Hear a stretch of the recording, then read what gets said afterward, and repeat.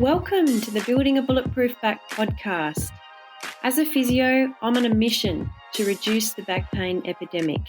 These conversations that you're about to listen to with leading edge teachers and back pain sufferers is my attempt to evolve the mainstream medical approach to treating stubborn back pain.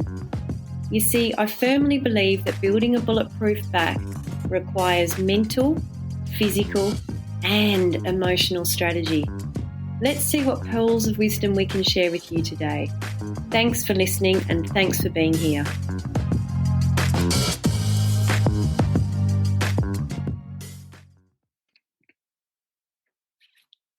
Hey, welcome to the next episode of Building Bulletproof Backs.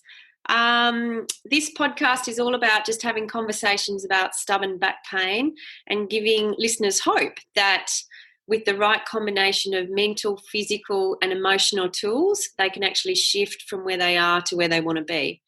And we've had lots of different people that I've chatted to, but I've invited Ciara all the way from County Tyrone to chat about a really simple, beautiful, elegant product that she's created, which is about assisting, if you haven't had pain turning in bed, you probably don't get the full value of what that product can offer.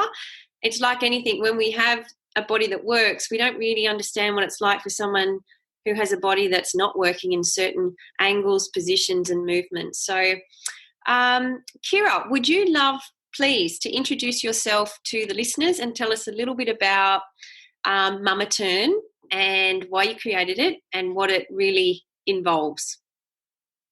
Certainly, Marion, and thank you so much for inviting me on. My name is Ciara Devery. I'm a chartered physiotherapist based in Omagh in County Tyrone, and that's in Northern Ireland for all of your listeners, so I'm quite a bit away. As I said to you there, I'm rather jealous of your lovely Perth sunshine or Margaret River sunshine compared to our wet and dreary Sunday morning here. So I suppose Mama Turn really initially developed as a concept for an idea for me while I was pregnant. And with my first pregnancy, it was just simply the size of me, trying to turn around in bed. And then with subsequent pregnancies, with pelvic girdle pain, when really I wasn't getting any sort of decent or restorative sleep, and while trying to look after other young babies, because of the pain and the difficulty in turning over. So I did at that stage work in a hospital setting, and whilst sliding sheets are certainly not a new concept, they do exist. They're very clinical and very medical and not very comfortable to lie on, and they're certainly not designed to lie on for a full night because they are quite plasticky. So it was in my head then to think, gosh, someone should really develop a product that's soft to lie on, that's comfortable to stay on all night, that will help you to turn and glide sort of easily and seamlessly, I would say, throughout the night. And hence Mama Turn was then born, and since that Papa Turn, because there has been a huge interest. Yes. So as I say, the initial concept was aimed at, because I work in my private clinic, I have a special interest in pelvic health, so I treat an awful lot of pregnant women and postnatal. I do a lot of pelvic health work and pessary fitting and things like that. So I suppose initially my concept was all geared and based around pregnancy. But when I started to launch it, it was being bought by more and more people with back pain, rib pain, post-operatively, so because they were having difficulties, Parkinson's, the elderly. And I was getting lots of requests for the most masculine fabric that you have. So I decided that there was a room there for Papa Turn. So it has come to life as well.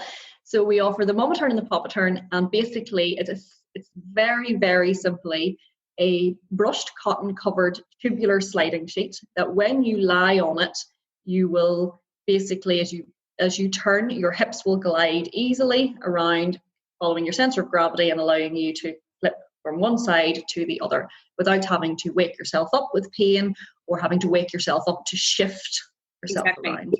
Yeah. It's funny how we sometimes have a habit of moving that is really inefficient. We're recruiting way too many movement and it's taking too long and we're activating things we don't need to. And if no one's ever shown us a more efficient, easy way to do that simple action, we just do the way that we've always done it. And when we were stronger, younger, fitter, that was fine. But, as we find out, when our system's challenged with age or extra weight or a new injury or a new hip, then the old way of doing things becomes quite challenging. And it's really nice to explore that concept of, well, is there a better way to do something I've done the same way for the last 30, 40, 50 years? Yeah, absolutely. I mean, I had clients who are getting out of bed to turn over, which is Wow. insane. Or going through like an over under where they're actually turning around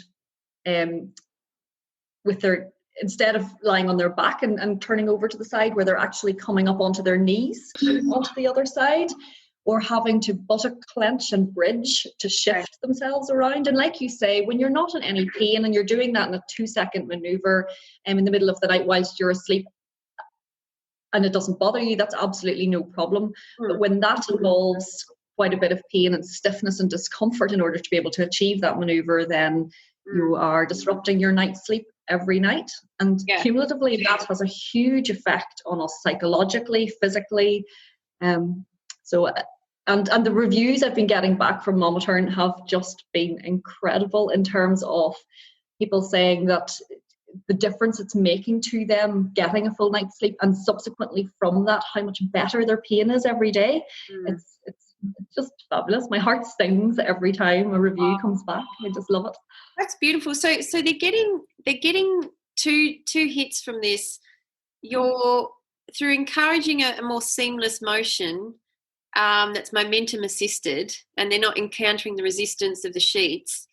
You're actually protecting whatever tissues are being, aggravated from that movement. So you're actually protecting the system, but then because they're not interrupting their sleep, they're actually getting better sleep as well. So it's a double whammy of good stuff, isn't it?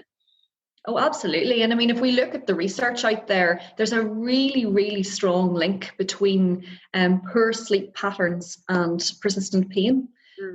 We know that the cortisol levels in our blood are up when we're not getting restorative sleep, which in turn increases our tension throughout the day. We know that our coping strategies are lowered when we aren't getting a decent night's sleep. So, and then I think you end up in this chicken and egg situation. So poor sleep can cause pain, whilst pain can cause poor sleep. So it's cyclical. And I just think Mama Turn is a lovely, really simple way to break that cycle.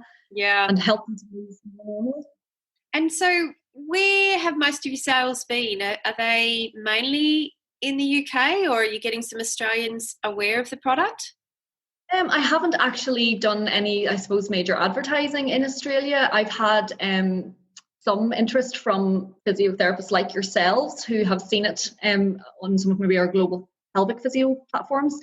But most of the sales at the moment have been Ireland and UK wide. So it's lovely to be sending it off to Scotland and London and Cork and Kilkenny, and it's fab. And then there are stockists as well. Hopefully this helps get the message out down under around the New Zealand, Australia zone. Well, we ship worldwide, so that's not a problem. And for people, I mean, I'll put it in the show notes, but people can buy the product directly from your website, your business website. Yeah, you can buy it directly from www.activephysio.co.uk, or you can also buy it through our Facebook store as well. Oh, great. So when we are at Active Physio NI on Facebook. Okay, great. And I'll put all that in the show notes. And we're also going to put in the show notes just a quick little movement sequence, which I'll record shortly after this, which is a Feldenkrais approach to rolling in bed, which I remember learning as a lesson and being quite strong and fit, thinking, well, why would I train myself to roll in bed like that? But then, being fully aware, actually post-race, after a big, long ultra run, using it to turn in bed because every muscle in my body was hurting, and I thought, that might be why you'd want to have a variance in how you roll. But effectively, we use the foot as the driver for the pelvis, and that idea that if you want to turn left in bed, you use your right foot to turn your left, And if you can get some momentum in the pelvic rolling and you allow the rib cage to follow and the skull to follow, then there is just that natural falling of the bones rather than being, the initial power might come from your foot into the bed, generating a rotation, but after that it's just this letting go feeling onto your side rather than all the compensations you mentioned before about getting up. Tightening everything. I'm quite amazed that someone has gone the other way round to roll in bed. That's quite clever on some level, isn't it? Exhausting, but clever. Yeah, clever. And I suppose in some ways when someone has quite severe pelvic girdle pain, that's maybe how we teach, we would teach them to move that way. But it requires a lot of energy. And, if, like you say, that the type of method that you're explaining there, if we can just keep it with the flow, just normal, easy movement flow. If we pre-tense before every movement, we preload our system, we're nearly waking our brain up to say, oh, hold on a minute, something dangerous is going to happen here, or we need to protect ourselves here and tighten everything. And I just think that has a really detrimental effect overall to our pain levels. Yeah. So just keeping things natural, keeping it in the flow makes such a difference. And the brain has a memory for those pains. And so sometimes that preemptive gripping, is it anticipating something that may not even exist anymore? And it's hard to really break that cycle. And, again, it's part of why I love the Feldenkrais idea, because you might spend 30, 40 minutes practicing every nuance of just rolling in bed. Everything, the first subtle, which part of your foot are you getting that motion from, which part of your pelvis are you rolling into? Is your pelvis, what position is your pelvis in when you're accepting weight on the other side? Does your rib cage stay behind it? Does it follow? Does your shoulder follow, or does it want to stay behind? It's the whole, when you think of that simple movement and how many different ways there are to do it, you almost need to, if your brain's going to neuroplastically learn a new way, you have to feed it every element and then let it play with what feels best for that person, for whatever's going on for their body. So 40 minutes learning to roll in bed might seem crazy, but it can be the most relaxing experience of just sensing and feeling the subtleties of all these motions. And almost to make it easy and make it fluid, you actually just have to invest a bit of time to go through those procedures. Yeah, exactly. I mean, I think we see this an awful lot in clinic with people, particularly with persistent low back pain, is that they have adapted a lot of maladaptive or incorrect movement patterns in a sense to protect themselves, whereas in essence that's actually maintaining their pain state. So like you say, breaking it, I quite often break down sit to stand, for example. I might spend 20 minutes teaching somebody how to sit to stand in a different way, and that can make a huge difference to how they're and that's from the very simple non-athletic person, for example, who's coming in, who's having issues getting out of their chair, and but we can draw that right out to teaching our athletes their squat positions and things. I think breaking each movement down, like you say, is vital for them to be able to learn a new one, but also to be able to highlight and help them pick up where exactly the issues are in their movements and what they've been doing sort of incorrectly, I suppose. Yeah, because we can't see it for ourselves often, can we? We can't see our own habits of movement, and I think that's the beauty of having someone with a movement awareness look at how you move and say, because it can be so obvious to us, like the therapist watching, but it's really a hard thing to know in your own body what you're doing. And even when you have knowledge, it's you can't see your own, you're blinded to your own blocks because they're so habituated and they're so ingrained in your movement patterns. So that's I guess another, I guess, a vital part, what I like to call movement efficiency or movement variance, and helping people understand, even walking, my God, the variables you can play with in altering someone's gait pattern, which can have a huge effect on their pain. Just turn one leg out and see what that's like to walk with. Turn it in, see what that's like to walk with. We could play all day, couldn't we? Which is great. Oh, absolutely. But I think it's amazing. And like you say, it's coming back to that simple approach all the time of changing things. It doesn't have to be complicated. It's just a different way of looking at things and a different way of thinking about them. Yeah. So how did you come to be really interested in pelvic pain? Was that because of your pregnancy experience? Yeah, I think so. I mean, I traditionally was a purely musculoskeletal physiotherapist. My background in training is I have a Bachelor of Science degree in physiotherapy, and then subsequently did my master's in manual therapy at UWA, actually. So That's so cool. Several trips to Margaret River. I am really jealous. And up until I had my first child, and Pater is now 11 years old, I was traditionally a sports physiotherapist. And then I just was blown away by the changes of my own body during pregnancy, the recovery afterwards. I thought, wow, this is incredible. So I've gone back then and done extensive training in pelvic health physiotherapy now. And I think the two marry together really, really well. And I love the variance in it as well, which is... So we've talked in previous podcasts about the underuse of the word pelvis when talking about back pain, which you use the word a lot. And I think that's because you're fully aware of the pelvis and all it provides to the spine. But do you see that as common, or do you think that's uniquely you because of your biased interest in pelvic pain? I don't know. I think, to be honest, I started to really integrate the pelvis into my back pain treatment after my studies at UWA. I think if the first thing I do with all of my with anyone who comes into the clinic with back pain is I look at that lumbopelvic dissociation and see, can they move one independently of the other and what's happening there.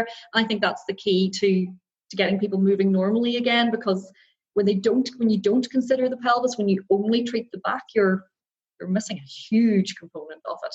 And I also really am very interested in the whole link with pelvic floor levator ani tension and back pain and pelvic pain, because I think it's a really under-investigated area that has a huge contribution to pain. Yeah. How do you go about looking at it or assessing it? Well, I suppose I treat a lot or assess a lot internally. And so I'll do a manual internal assessment, or I will also use real-time ultrasound just to get a gauge of how well that pelvic floor can contract, but more importantly, how well it can relax. Relax. Yeah, I think that's relax. Yeah, I think we've coached people almost too far in the other way. It's a bit like pulling your navel into your spine. Somewhere along the line, people took that to mean you should walk around with your navel drawn in, and it's like no. Like, it's useful for heavy, moving heavy loads and all the rest of it, but we weren't designed to be walking around pulling certain parts of our body in, Mm-hmm. So it's sad when we have a good message, but it gets lost in translation, and it actually probably ends up creating a lot more damage. Absolutely. I would hazard a guess I see way more hypertonic pelvic floor issues in clinic than I do low tone pelvic And for floor. the listener, that just means pelvic floors that are overlifting and holding tension rather than being able to sort of relax. And they're switched on all the time. And if you have a muscle, like I would say to your listeners now, to clench their fist really tightly and then try and clench it a little bit more. And while they're clenching that fist, have a feel and have a sort of awareness of what they're feeling in their forearm and even up into their shoulder, because that tension grows and spreads. So if you're walking around all day with your pelvic floor switched on or your tummy pulled in, you are creating load, a compressive load that doesn't need to be there. So it's about letting go, relaxing. I say to everyone, let it all hang out, and see. And you can't get where you get. You can't get a sense of drawing it all back in unless you let it all out in the first place. If it's clenched, there is nowhere more to clench, is it? You only get a sense of clenching by letting go and then rebooting. And, and I do a lot of work with feet, and it's the same with our plantar fascia in the foot. You can't understand foot motion unless you work from one extreme to the other. Let it fully pronate so you can fully feel supination, and so a lot of these things are and diaphragm would be a little bit the same, huge. Letting it go, it's the full motion of all of these tissues. They're elastic. They're meant to be working through their range. So, yeah, I really like that. Okay, so you see a lot of the sort of patients, I guess, that this podcast is pitched at, particularly people in stubborn, I'm not going to say chronic, and I'm not even going to say persistent pain. I'm going to say more just stubborn back pain. So it's not a classically chronic, hardwired sensitivity to the nervous. It just keeps coming and going. It's there for 10, 15 years, doesn't really stop them doing, well, it does on occasion, but it's just constant and repetitive and stubborn. What are your top 3 tips for people sort of caught in that little trap that you would pass on? First one is don't panic. Worrying and being fearful about back pain increases back pain and maintains back pain. So that's the first thing I sort of say to people. Don't let it your whole life be about it. If every thought is consumed by it, it will perpetuate, it'll keep going. The second one is to move normally, because once we change our movement patterns in essence to try and save ourselves from having pain, inevitably we create more pain by creating lots of tension through our bodies. And the third one would be get some decent restorative sleep, because if we are not sleeping, we're not resetting our system, we are in a constant kind of state of alertness and our cortisol levels are up. And I just think sleep is huge. So if we can get proper night's sleep, we're ready for the day. And so what's your advice on, taking painkillers at night so that you actually get that sleep? Do you have any opinions on that? I'm not a massive fan of using painkillers every night to get a decent night's sleep. But if you are unable to sleep, or if you have a flare-up that particular day, take them so that you can sleep, so that then you can be ready for the next day and hopefully easier the next day. Yeah. As I say, I'm not sort of always saying, just take the pills and keep moving. But there are times you do need them. Sometimes that pain has a chemical driver. And if we can settle that down, get moving again, then I'm all for that. Yeah, 100%. I think there needs to be a nice practical line about medication. It's there for a reason and it's okay to use it when you need it. It's when it's persistent and daily and nothing's changing and it's not really having any effect anymore that you've really got to question why you're taking it. But, yeah, I think that fits a lot with how I tend to view things. All right. Well, thanks for coming on. Thanks for having a chat. And we're going to put your website and where people can buy Mama Turn and a little bit of a movement video about, combining the movement ideas with the Mama Turn. I think that would be really awesome. And I think at least together, or mainly with your invention and a bit of simple movement advice, we can actually take one pain in the ass aspect of having a back pain in night when you're trying to roll and make that a little bit easier for people. Brilliant. And thank you again so much for having me on, Marion. I really enjoyed it. Great. And I'm going to get back out in the sun and you can get back out in the snow. I'm going to make a cup of tea and read my book on the sofa, I think. All right, Ciara, we're lovely to chat. And don't be a stranger next time you're in Margaret River. Oh, I dream of getting back to Margaret River. Oh, my goodness. How far would that be? Well, we will be here and our wine will be here. I'm not sure the sun will be here, but we'll be here. And I'm sure it'll be sunnier than here. Good luck with Mama Turn and Papa Turn. And thank you so much. I really hope sales go well for you. And I really hope just having this short little chat helps some people even know it exists and explore it for themselves and share it with others who they think might need some or find some benefit in it. Brilliant, Marion. Thank you so much. Okay, see you, Ciara. Bye. Bye-bye.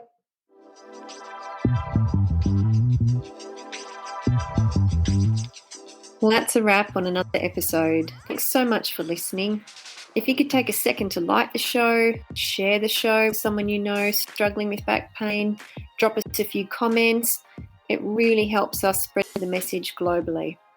And don't forget, for those of you ready to build your own bulletproof back, check out my 6-week online course, which is a comprehensive blend of mindset, movement, and emotional strategies designed to help you find some pain relief and then the confidence to get moving freely again.